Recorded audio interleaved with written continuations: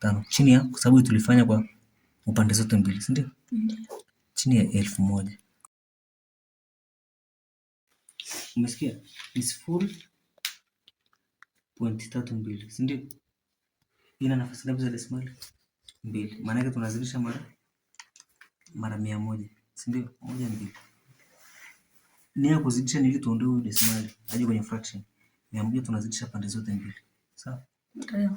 Huyu tunazidisha kwa huku na huyu kwa huku. Pangekuwa labda na desimali na nafasi moja desimali, mfano 0.1.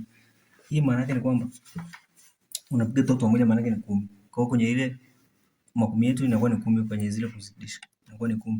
Ingekuwa labda matatu, mfano 0.345 ni mara 3, maana yake ni mara 1000. Sasa baada ya hapo, nia kwa 1000 usichanganye, uanze kuzidisha na hii. Uanze kutumia njia rahisi, utaumia kichwa.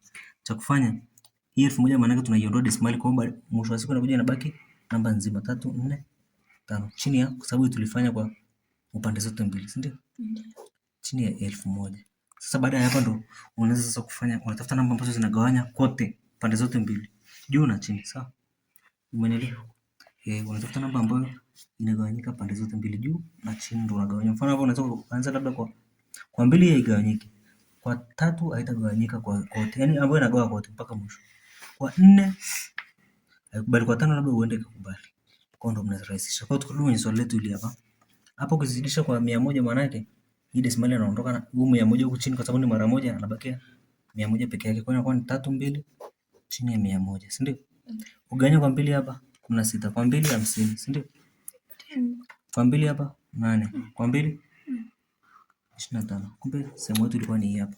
Simple. Umeshaelewa?